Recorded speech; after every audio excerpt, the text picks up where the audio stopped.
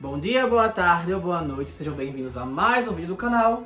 Eu sou Cleiton Mo e eu vou dar continuidade a falar sobre os meses e festividades astecas, que já tem uns meses que não sai um vídeo sobre isso, né?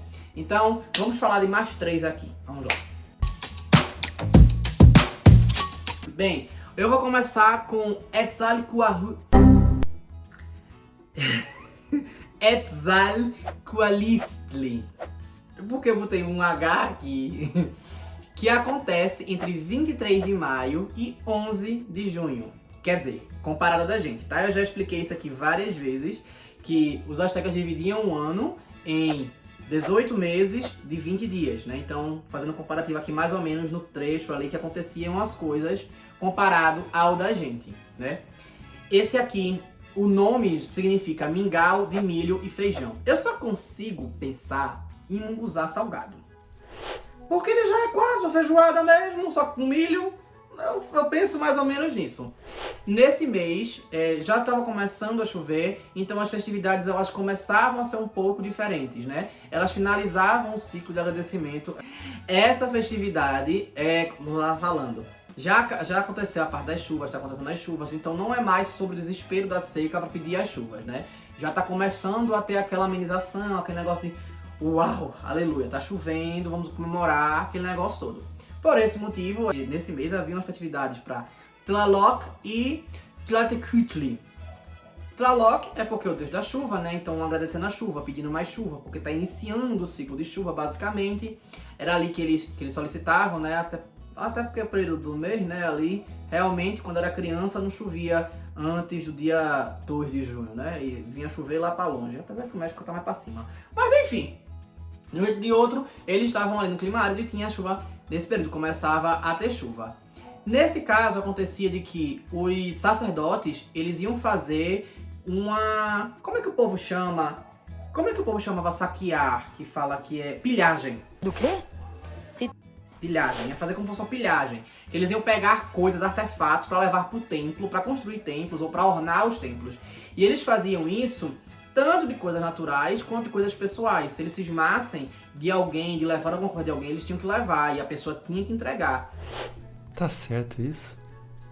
Os registros até falam que isso era uma agonia, porque quem era rejeitado era rechaçado, às vezes apanhava, era uma agonia. Para eles levarem para o templo e colocar lá. Por quê? Porque um dos rituais desse mês era para venerar Tlatecuhtli, que é a Mãe Terra. Porque eles acreditavam que Tlatecuhtli, como a maior parte dos deuses astecas, ela deu parte do corpo dela.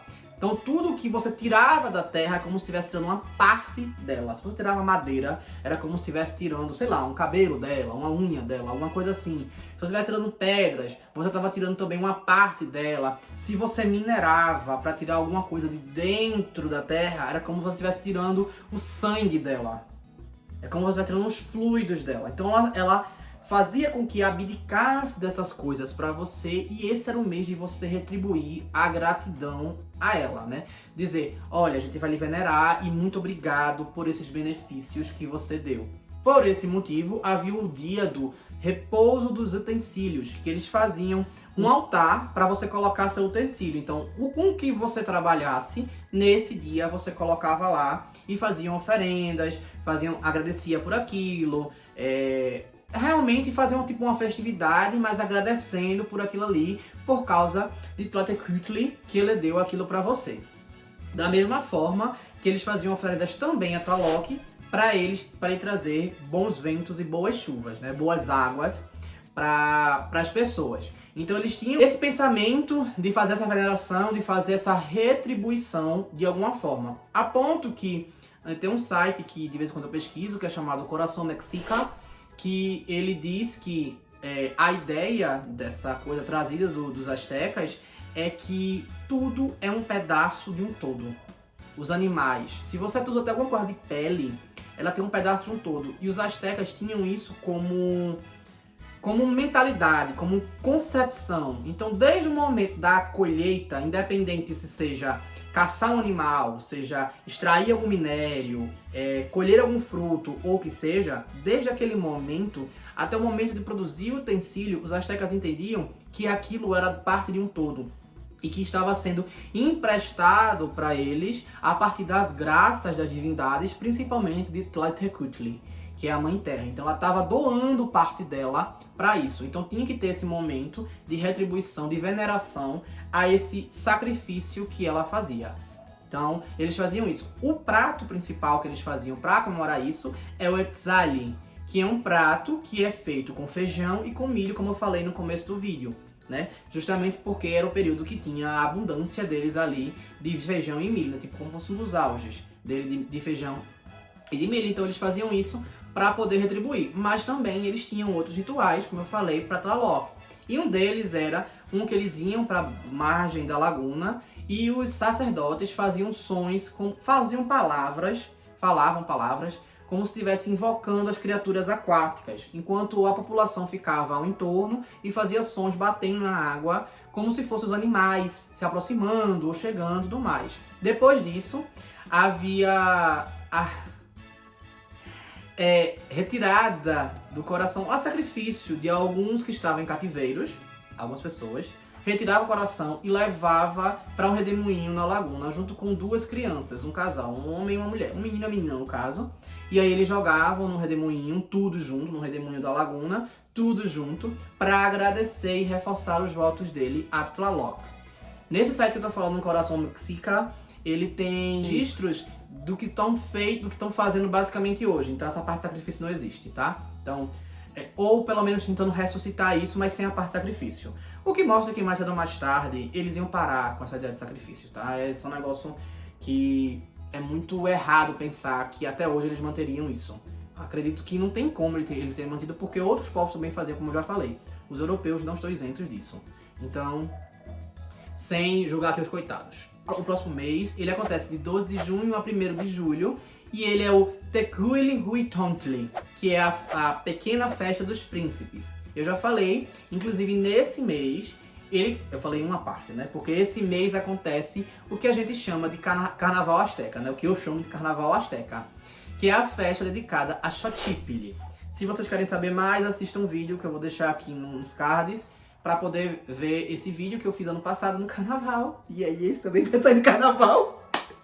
Então, é isso. Dá uma olhada no vídeo que vocês vão achar interessante. E a segunda festa que acontece é uma festa que acontece para Huixtocihuatl, que é a deusa das águas salgadas e do sal. Nesse caso, é uma festividade bem simples, mas assim, acontece um festejo na cidade, como quase sempre, as mulheres como a área principal, e várias mulheres elas dançam amarradas numa corda, e uma delas é ornada como se fosse a divindade. Elas dançam por boa parte do dia e vão comemorando ali, todo mundo comemorando, festejando, bebendo, comendo, o negócio todo. E aí depois, esse conjunto vai até uma caverna, que é dedicada a Tlaloc, né, por causa tá ligado ali a água também, né. Então vai para a caverna de Tlaloc e lá ela assiste vários sacrifícios de prisioneiros, enquanto ela está incorporando a divindade Huixtocihuatl. E aí quando ela incorpora, ela mesma é sacrificada para poder ascender para a divindade e assumir seu posto, né, vamos dizer assim, né, servir de alimento para essa divindade como um avatar. É sangue frio, viu? Mas vamos lá. A próxima festa, ela acontece de 2 de julho a 21 de julho. E é o Huitecuhuitl. É isso? Huitecuhuitl. É isso. Que é a grande festa dos chefes. Essa acontece para as divindades que são todas as divindades do milho. Então tem Xiloné, mas o foco é Xiloné e Senteotl. Esses dois. Senteotl é o masculino da divindade do milho e Xiloné é a representação da espiga do milho que está amadurecendo. Nesse mês acontece que já está acabando a colheita do milho, então por isso muitas pessoas já estão começando a ficar sem recursos para se alimentar. Por esse motivo, eles faziam os tamales e davam, que era um pão que fazia de milho, que adoçavam com mel, e davam por caridade para as pessoas na rua, quem estivesse precisando. Mas uma pessoa não podia pegar mais de um, porque senão aí era retirado tudo nelas e ainda levava uma pizza. Eu não ouvi o que eu ouvi. E aí, nesse caso, eles faziam isso pra ajudar. Então, eles se juntavam pra festejar também, nessa ideia de compartilhar o que tem pra sobreviverem. Ainda vai ter o milho, mas é a próxima safra. E aí, nesse período, eles estavam começando a ficar sem comida, então aqueles mais ricos ajudavam aqueles mais pobres nisso. A gente poderia fazer isso hoje em dia, né? Só que o que acontece? No 10º dia de festejo, havia uma festividade também, praça pública, música, dança, comida, aquele negócio todo para pererê. Entretanto, havia uma mulher jovem que era fantasiada de Xilonen e no final da festividade, ela é levada até uma pirâmide para ela ser... Ela... Porque o que acontece? Para eles era isso que acontecia com as divindades do milho. Eles davam realmente a cabeça, vamos dizer assim, né? Para poder comemorar ali, para poder dar o alimento para o homem. Então aí o retorno deles era fazer isso, fazer igual. Obviamente, como eu tô falando, isso não se faz mais essa parte, né? Então, graças a Deus. Então é isso, eu espero que tenham gostado. Curtam, comentem, compartilhem, se inscrevam no canal e depois eu falo dos outros meses. Tem outros vídeos com outros meses, já tô quase zerando todos os meses. Mentiroso! Na verdade, acho que eu passei da metade agora. Mas eu já falei bastante. Então, vão lá assistir. E se não sabem, me comentar. Visconde Sabugosa. Visconde Sabugosa, é uma boa. É isso. Valeu.